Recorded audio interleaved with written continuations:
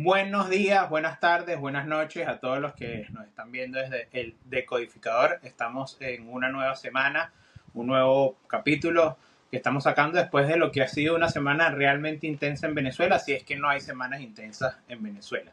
El último programa que tuvimos, hablamos sobre lo que iba a ocurrir el 12 de febrero. Fue una movilización muy grande de parte de los estudiantes en muchísimos lugares del país, ¿no? Quizás la más grande, por supuesto, la más comentada fue la que ocurrió en la Universidad Central de Venezuela, pero los estudiantes se movilizaron en Zulia, en Carabobo, en Barinas y en muchos otros lugares, en los Andes del país, así que estamos hablando de un país que se está moviendo cada vez más. También en el último programa tuvimos a Juan Carlos Apitz hablando sobre la ley de amnistía, que no se discutió o no se terminó de discutir, cosa que todavía está pendiente en Venezuela. Otra cosa pendiente del régimen interino de Delcy y Jorge Rodríguez, ¿no? Uno fue la promesa de Delcy con la amnistía y otro fue la promesa de sacar a los presos políticos, sobre todo en zona 7 de Jorge Rodríguez, cosa que no ha ocurrido y que vamos a comentar en este programa. También han ocurrido muchas otras cosas. Maduro pidió ser parte de la ley de amnistía, cosa de la cual hablaremos. No puede serlo básicamente porque además está siendo juzgado en Estados Unidos y también va a ser juzgado, si es que llega a salir en algún momento de Estados Unidos, en Argentina por crímenes de lesa humanidad. Estamos hablando también del desmantelamiento del régimen chavista. Salió una gaceta de la cual Paola va a hablar un poco más ahora, sobre diferentes misiones y fundaciones que fueron suprimidas, según así lo decidió Delcy Rodríguez. Pero también estamos hablando de un régimen que, mientras se desmantela de alguna manera por orden de Washington, bueno, sigue secuestrando personas, como es el caso de un petrolero importantísimo, venezolano-americano. Y esto es importante decirlo, porque es ciudadano estadounidense también, que en este momento está preso en Venezuela. Sí, agregar que la persona que tiene secuestrada a Delcy Rodríguez en esta oportunidad es Evanán Romero, como lo dijiste, petrolero con una carrera intachable en el país, hoy asesor de Repsol, empresa española que sigue teniendo negocios en Venezuela y que es uno de los posibles que vuelva a retomar ciertas funciones en el país. Es un señor de 86 años, no estamos hablando ni de un niño ni de un adolescente, estamos hablando de una persona mayor que tiene ciertas condiciones y que debe tener ciertos cuidados y que se estaba trasladando de Maracaibo a Caracas y en ese traslado desapareció por decisión del Estado que dice no seguir oprimiendo a las personas, pero que resulta que sí, que sigue existiendo la puerta giratoria en el país. A eso también le agregamos que esta semana, muy silenciosamente, Delcy Rodríguez anuncia en Gaceta Oficial, en la Gaceta 6985, que ya no hay misiones que ellos durante años, por decirlo de alguna manera bonita, intentaron, ¿cómo decirlo? Venderla, ¿no? Como algo. Sí, como algo espectacular y que cumplía con ciertas funciones. Ojo, todas estas misiones siempre estuvieron bajo el cargo de Delcy Rodríguez, estaban bajo la presidencia de la República o muy pocas que ella menciona estaban bajo la presidencia, hoy que también ocupa ella. Desde el 3 de enero tiene una cantidad de empresas, misiones bajo su cargo que obviamente no puede controlar porque una sola persona no puede con tanta carga de trabajo y que hoy por lo menos la misión Jóvenes de Robert Serra desaparece, desaparece Patria 2000, Pro Patria 2000, la de la oficina de la presidencia de la República también desaparece. ¿A dónde van esos fondos ahora? ¿Quién va a estar a cargo de todo lo que se manejaba a través de esas misiones? Se desconoce, porque además ni siquiera hicieron el anuncio oficial, sino apareció la noticia, alguien se dio cuenta y así nos enteramos todos. Otra vez con mucho misterio en el asunto.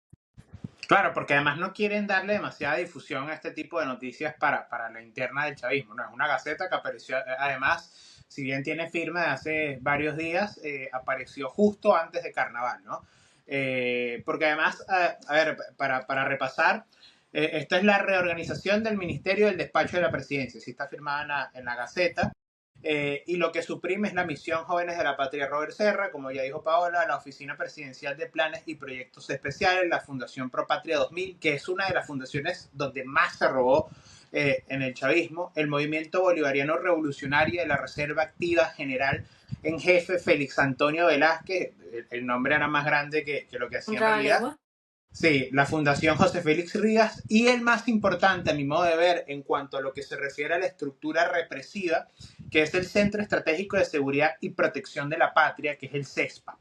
¿Por qué digo que es el más importante? Este centro durante muchos años funcionó como un mecanismo de persecución, de censura y además de daba clases, digamos, los cubanos, porque esto lo manejaban los cubanos, a venezolanos para llevar a cabo estas tareas de espionaje, tareas de persecución, tareas de censura, tareas de silenciar a la gente y hoy, bueno, queda, o al parecer queda eliminado. Hay que ver si esto en efecto es una eliminación total o es que va a otro lugar y lo manejará alguien más. Esto, por otra parte, también significa que hay menos cajas para el chavismo. Y yo creo que esto va a generar que dentro del mismo sistema chavista, los pocos chavistas que queden empiecen a quejarse, porque bueno, ellos viven de eso, ¿no? Viven de la represión y del dinero que le da el Estado para reprimir a la gente.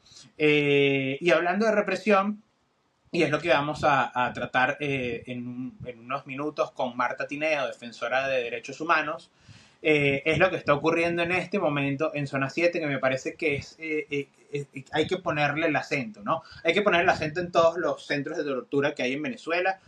Hace unos días salió la información de lo que decían los familiares de los presos políticos que están en el frente de Guaycaipuro. Lo que describieron es básicamente un campo de concentración, así sin más, un campo de concentración estalinista, criminal, lo que está ocurriendo ahí. Pero a las afueras de Zona 7, que es otro campo de concentración, ya los rehenes del chavismo llevan, en este momento, mientras estamos haciendo esta grabación, llevan bastante más de 80 horas en huelga de hambre y sus familiares llevan más de 72 horas en huelga de hambre. Y uno, no les han permitido que pasen médicos a revisar a los presos políticos, varios de ellos se dice que ya están descompensados, no les han permitido pasar agua potable con la cantidad que deberían. Y a los familiares que están en huelga de hambre, que también empiezan a descomponerse, están los policías nacional bolivarianos saliendo a amedrentarlos. Esa es la situación en Venezuela y de eso vamos a hablar, porque Que así cada vez, vale acotar, que cada vez son más policías los que están fuera de zona 7, cada vez los familiares están en condiciones paupérrimas, están en plena calle, para los que no conocen o no saben dónde está ubicado zona 7, es en Boleíta. Es una calle cerrada que no es que la calle sea cerrada, es que la calle está cerrada por la PNB, por la Policía Nacional. No los dejan pasar, no los dejan ingresar, no los dejan ver a los familiares. Hay personas que tienen condiciones de salud importantísimas que están en este centro de reclusión. Y a mí me gustaría señalar que cuando Jesús Arma bueno, lo excarcelan, él menciona justamente las condiciones en las que estuvo en Zona 7, en una carta que escribió justo antes de salir del helicoide. Eh, Me gustaría invitarlos a todos que lean nuevamente esta carta porque describe exactamente cómo es este lugar. Es un lugar oscuro, donde no hay baño, donde hay más de 30 personas en una misma celda, donde no les permiten acceso a la luz, donde no hay agua potable y donde hay personas que tienen tuberculosis. O sea, a estas alturas, que no se le permita ni siquiera el día de ayer entrar a un médico para revisar el estado de salud de personas que hoy además están en huelga de hambre, es, es una falta total del Estado de Derecho que se vive en Venezuela. tengo acá la carta de Jesús Armas, quiero leer una parte, no la voy a leer toda, los invito, como también los invito a Paola, a que la lean. Pero él inicia así, dice: Escribo esto desde una celda del Helicoide, sitio que ha sido símbolo de la tortura, de la maldad y el autoritarismo, pero que muy pronto será un espacio para la reflexión y la memoria acerca de los días más oscuros de nuestra nación. Voy más abajo. El 10 de diciembre del año 2024 fui secuestrado por la dictadura de Nicolás Maduro. Me llevaron a una casa clandestina. Esto es importante. Esta parte de la carta es importante porque están los centros de tortura que conocemos. Hay una lista incluso de más de 90 centros de tortura alrededor del país, pero hay casas clandestinas también, como ocurría, por ejemplo, en la dictadura argentina. Donde fui torturado e interrogado. Los interrogatorios se sintieron interminables. Su hora favorita para este proceso eran las madrugadas. Apostaban a que la fatiga y las amenazas me hicieran delatar a activistas y a líderes del movimiento democrático. Luego de 4 días de tenerme encapuchado y esposado, entendieron que no les diría nada. Cuando pensé que lo peor había pasado, fui trasladado a Zona 7, allí donde están los familiares haciendo huelga de hambre.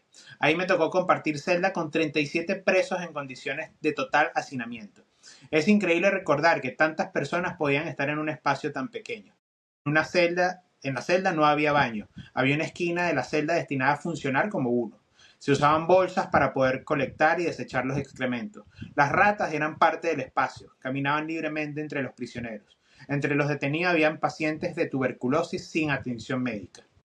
Esa es parte de la carta que hizo Jesús Armas antes de ser excarcelado, no liberado, porque eso es otra cosa también. No han liberado a prácticamente nadie. Los únicos que han sido liberados, si se quiere, son los extranjeros que han podido salir del país. Extranjeros, además, cuyas testimonios son fundamentales para poder saber lo que está ocurriendo en Venezuela.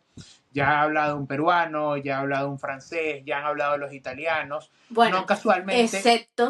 excepto los que están ahora en España, incluida la activista de derechos humanos Rocío San Miguel, defensora de derechos humanos, disculpen, Rocío San Miguel, quienes no pueden hablar aún estando fuera de Venezuela. Y eso también es gravísimo y de eso también se debería ocupar no solo las instituciones venezolanas y sí, las instituciones internacionales, sino también el gobierno español, que hasta los momentos no ha dicho absolutamente nada de esto. Esto es fundamental entenderlo también y recalcarlo porque queda claro el accionar de José Luis Rodríguez Zapatero, ¿no? Por eso quería hacer énfasis. Hablaron los italianos, hablaron los franceses, habló el peruano, o varios peruanos han hablado. Recientemente habló Gustavo Gabriel Rivara, uno de los que fue secuestrado argentinos, que estuvo en el Helicoide durante más de un año. Lo que contó es tremendo, los invito a verlo también. Nosotros vamos a tener una entrevista con él en La Gran Aldea. Es tremendo lo que contó. Cada cosa que cuentan todos ellos es tremendo. Y esta es la situación hoy en Venezuela. Si bien han excarcelado a cerca de 450 inocentes, esta es más o menos la cifra que maneja Foro Penal, muy alejada de la cifra que han dicho Delcy y Diosdado Cabello. Todavía quedan más de 500 personas en estos centros de tortura, 500 personas de las que sabemos, porque desde el 8 de enero, cuando Jorge Rodríguez dijo que iba a haber una liberación masiva de presos políticos, cosa que no ocurrió, ha mentido una y otra vez, bueno, han aparecido muchos casos, ¿no? Personas que no denunciaban por miedo y ahora ven esta oportunidad y bueno, ya han comenzado a denunciar. Es decir, la lista que usted vio en principio, que tenía Justicia, Encuentro y Perdón, que tenía Foro Penal, que tenía Provea, bueno, es una lista que está mucho más corta de lo que en realidad ocurría. Tan es así que Marco Rubio en su comparecencia ante el Senado habló de cerca de 2.000 presos políticos. Esa es la situación de Venezuela hoy y esta es la situación que debe acabar. Para poder nosotros creer, poder entender esto como una transición que por lo menos da luz hacia una transición democrática, tiene que acabarse el aparato represivo. Por eso el desmantelamiento del CESPA es tan importante, pero por eso es fundamental que salgan todos los presos políticos de la cárcel y que cierren los centros de tortura. Y que no sea bajo excarcelación, sino bajo una liberación plena de todos sus derechos. Eso es fundamental. Cosa para la que no se necesita, por cierto, una ley de amnistía. La ley de amnistía tiene otras razones, pero si hoy quisieran liberar a los presos políticos, lo podrían hacer sin ningún inconveniente, suponiendo que Delcy puede hacerlo. De esto hablaremos más adelante. No sabemos si Delcy y Jorge pueden hacer las cosas o si hay elementos dentro del chavismo que no les permiten llevar a cabo todo lo que desde Washington le exige y todo lo que los venezolanos queremos que ocurra. Como ya anunciamos en la primera parte del programa, hoy tenemos a Marta Tineo. Ella es abogada especialista en derechos humanos y en criminalística. Además es coordinadora general de la ONG Justicia, Encuentro y Perdón y está en el terreno viendo todo lo que está pasando con el anuncio de las excarcelaciones. Así que le queremos dar la bienvenida. Muchísimas gracias, Paola, Walter. Gracias por estar con nosotros en medio de todo este proceso. Bueno, Bueno, Marta, yo quisiera iniciar para ir directo al grano con lo que está pasando. O sea, después podemos ir a lo general, pero creo que lo que está pasando o lo más grave que está sucediendo ahora en Venezuela está pasando allá en Boleíta, en zona 7. Bueno, si nos puedes contar un poco qué es lo que está ocurriendo allá en este preciso momento. Sí, es algo que hemos reiterativamente, anunciado desde las redes sociales de nuestra organización, Justicia, Encuentro y Perdón. A ver, a partir de los anuncios que se realizaron el 8 de enero, en cuanto a que iban a ser liberados un número significativo de presos por razones políticas en Venezuela, claramente se generaron inmensas expectativas en los grupos de familiares. Y hemos dicho además que tan altas han sido estas expectativas que incluso casos que no habían sido en algún momento denunciados, reportados a nuestras organizaciones, precisamente por el inmenso temor de muchas familias. Recordemos que en Venezuela, y esto lo ha determinado así la misión de determinación de derechos de Naciones Unidas, se aplica, entre otras cosas, el denominado patrón de Sippenham, que no es otra cosa que esa extensión de la persecución política a familias y allegados. Eso, lógicamente, deja muy claro por qué muchas familias, por mucho temor, por amenazas, por chantaje, en el pasado no habían reportado sus casos. Tan grande en tanto fueron las expectativas que se causaron que las familias pues definitivamente se fueron a los centros de reclusión a esperar a sus familiares, porque otra cosa que hay que decir es que estos procesos de escarcelación, y era algo que habíamos enfáticamente solicitado desde siempre, es que debían ser un proceso absolutamente transparente, donde se diera pues información pública, oficial, verificable de las personas que iban a ser liberadas, las condiciones en las que se encontraban, precisamente para dar un poco de certidumbre a la familia. Ante esa absoluta opacidad, pues los familiares se movilizaron a los centros de reclusión, digamos, dando por cierto ese anuncio oficial a esperar a sus parientes. ¿Qué ha pasado? Bueno, ya lo sabemos y nosotros hemos calificado este proceso desde su inicio como altamente revictimizante, precisamente porque ante la falta de información oficial, verificable, oportuna, pues esta se llena de rumores. Y los rumores al final lo que traen consigo es mayor ansiedad, mayor angustia, mayor sufrimiento, no solo a los detenidos, sino a sus familias.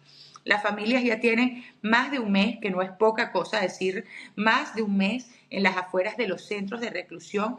Nosotros con mucha rigurosidad hemos documentado en Venezuela al menos 90 centros de detención donde hay detenidos por razones políticas. Entonces, ciertamente hemos visto, y también por la capacidad de los medios, de los periodistas que están acá en Venezuela cubriendo la noticia, bueno, hemos visto imágenes en determinados centros de reclusión, el ICOI, del Rodeo, Zona 7, pero hay que decir, esto es a nivel nacional.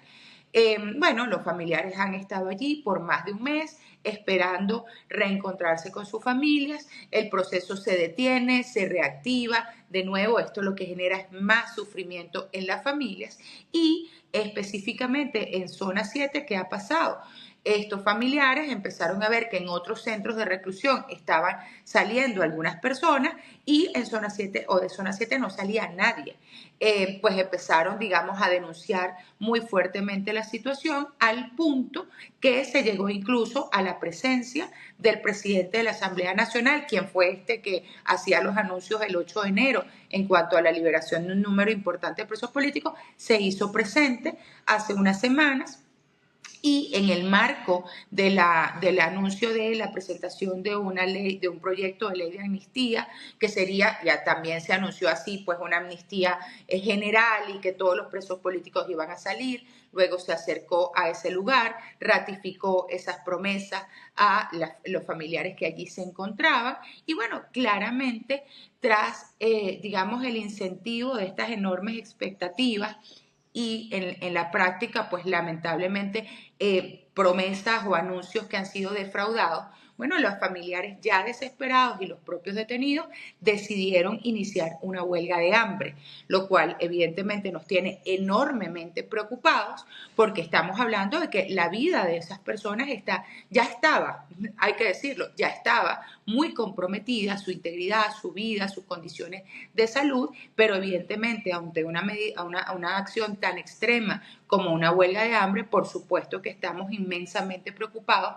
por la vida de estas personas y creo que, y con mucho dolor lo digo, pues esto lo que está demostrando es precisamente cómo algo que nosotros hemos denominado con mucha responsabilidad, lo que pareciera ser una estrategia de comunicación política, dar titulares a la opinión pública nacional e internacional respecto a la liberación de los presos políticos o una amnistía general, bueno, esto no se está llenando de contenido en la práctica y al final el saldo es este. Un enorme sufrimiento y la vida de venezolanos, de seres humanos comprometidas a partir de acciones tan extremas como la que en este momento están llevando a cabo. Justo mencionaba la amnistía, la ley de amnistía. ¿Considera que es necesaria la ley de amnistía para seguir con las excarcelaciones o en una posible libertad plena para todos aquellos que hoy siguen presos por motivos políticos? Tengo que decirlo muy responsablemente. A ver, represento una organización de víctimas fundada por víctimas. El cuerpo, el alma de la organización son víctimas. Desde esa lógica, y tenemos décadas justamente luchando, insistiendo, demandando la liberación plena e inmediata de todos los presos políticos. Decir esto es decir que cualquier forma, cualquier mecanismo, cualquier iniciativa que al final nos coloque en esa realidad, por supuesto que la vamos a recibir a bien e inicialmente la apoyaríamos. Ahora bien, desde el mismo momento en que se anunció la presentación de este proyecto, nosotros advertíamos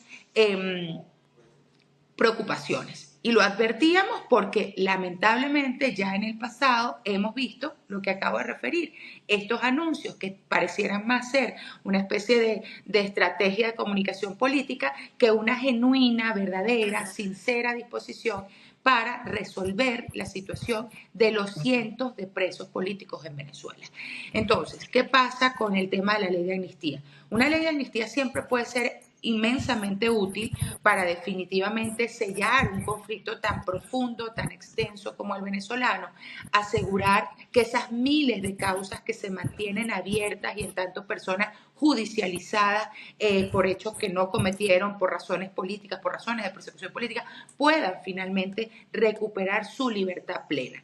Ahora bien, más allá del debate de una ley de amnistía, nosotros hemos dicho que las leyes venezolanas, especialmente el Código Orgánico Procesal Penal, establece todas las formas procesales, independientemente de la etapa procesal en la que se encuentre la causa, para no solo excarcelar a las personas, sino incluso para cerrar esos procesos que están viciados de todas las, han violado todas las normas del debido proceso. Y tanto ello es así que hasta este momento que nosotros conversamos, nuestra organización ha podido verificar la excarcelación de más de 450 presos políticos y en este momento el proyecto de ley de amnistía todavía se mantiene en debate. Entonces, ¿qué quiero decir? Que si existe una real voluntad política de devolver a la vida y a la libertad a estas personas, aunque sea una libertad condicional, hasta tanto se avanza en la discusión de la ley de amnistía, eso es perfectamente posible. Y tanto es, insisto, que ya han salido más de 450 presos políticos. Entonces, ¿qué hemos dicho? Las excarcelaciones, las liberaciones no deben detenerse tras estos asuntos, tras estos anuncios, perdón, porque en definitiva es la vida, es la libertad, no solo de los que están en las celdas, sino de sus familias, es lo que estamos viendo, el inmenso sufrimiento de estas familias.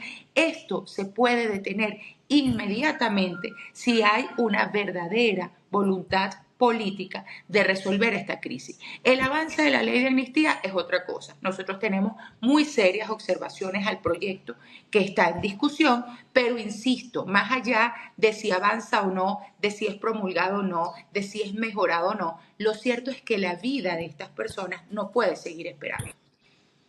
Marta, tengo tres preguntas cortas, dos más generales y una más sobre lo que está ocurriendo en Zona 7.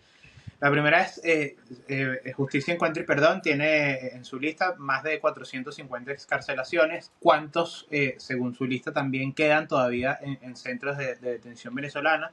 La segunda es saber si luego, yo sé que ustedes acudieron a algunas sesiones que hubo en la Asamblea Nacional precisamente para dar sus sugerencias y sus críticas y todo su punto de vista con respecto a la ley de amnistía. Quería saber si las han vuelto a llamar, o sea, si a las organizaciones los han vuelto a contactar después de eso, o solo fue una vez.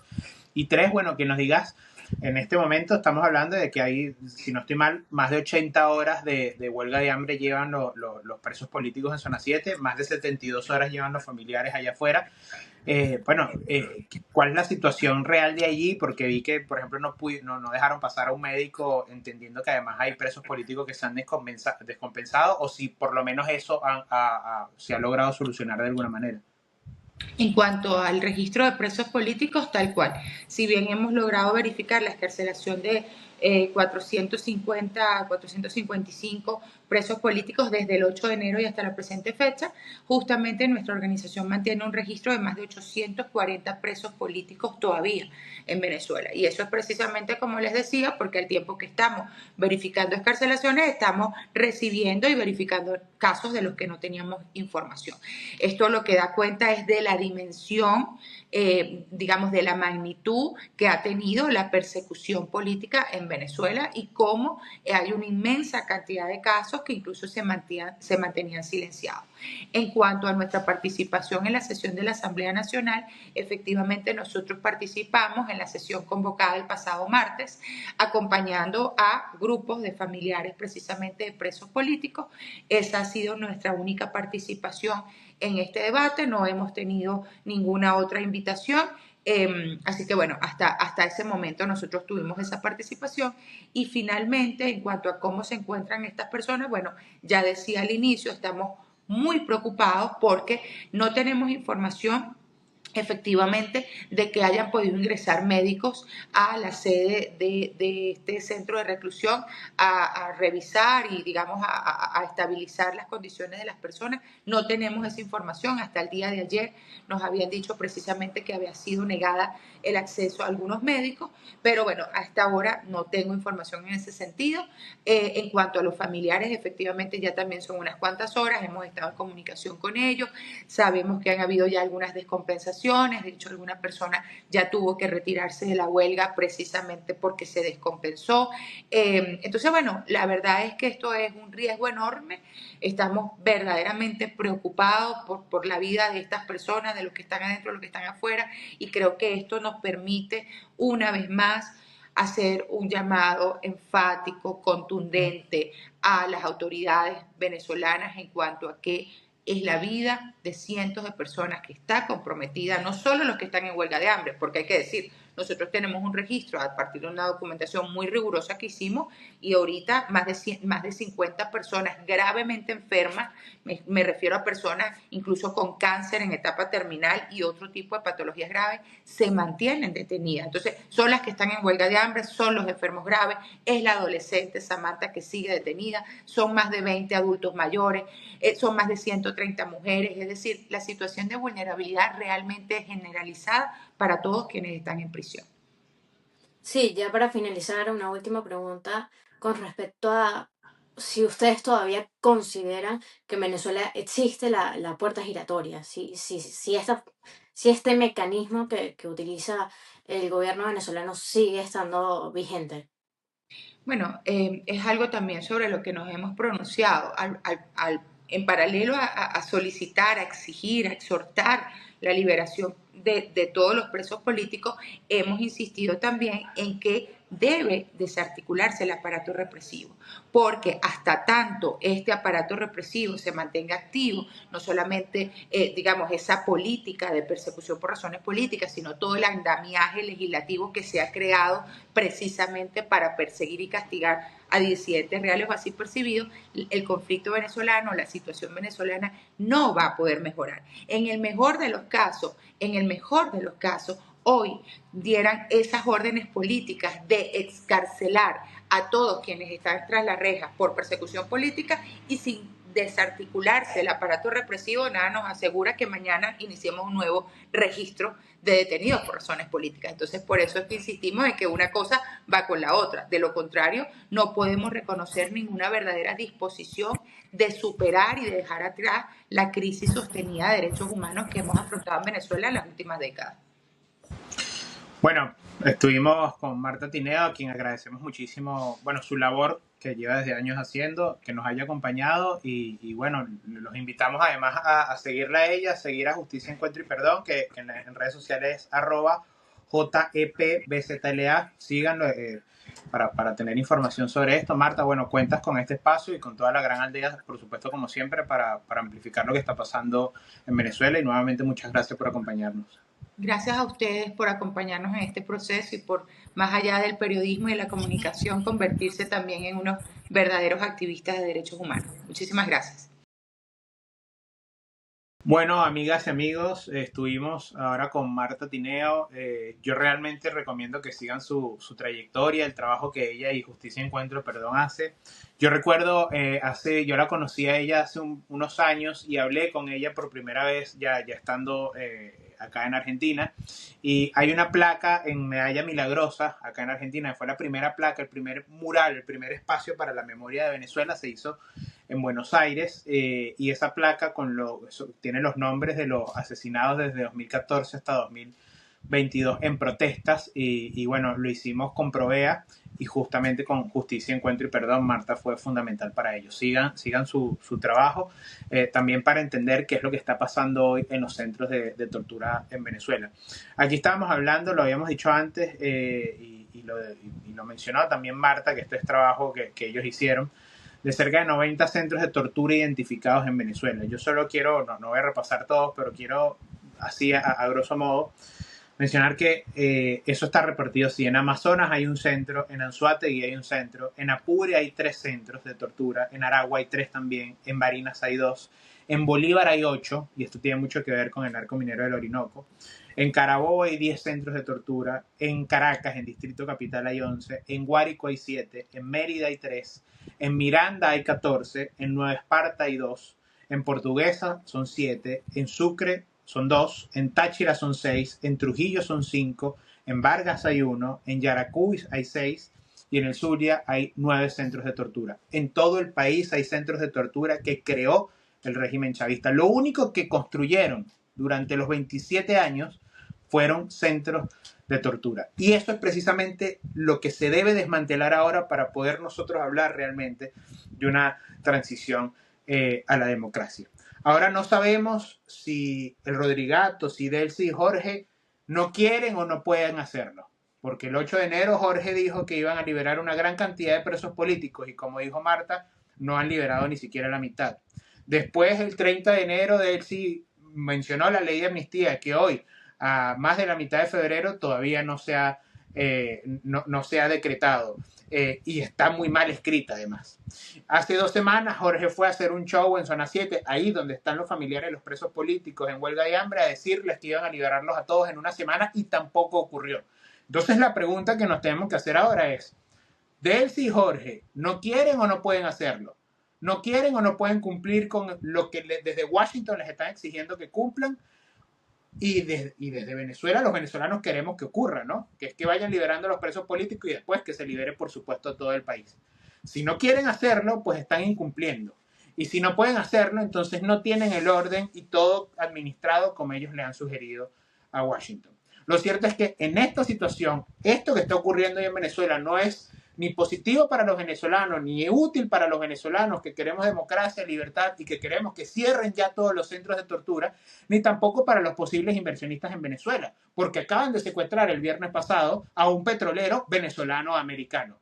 Entonces, esa es la pregunta con la cual yo quiero cerrar acá. ¿No quieren o no pueden?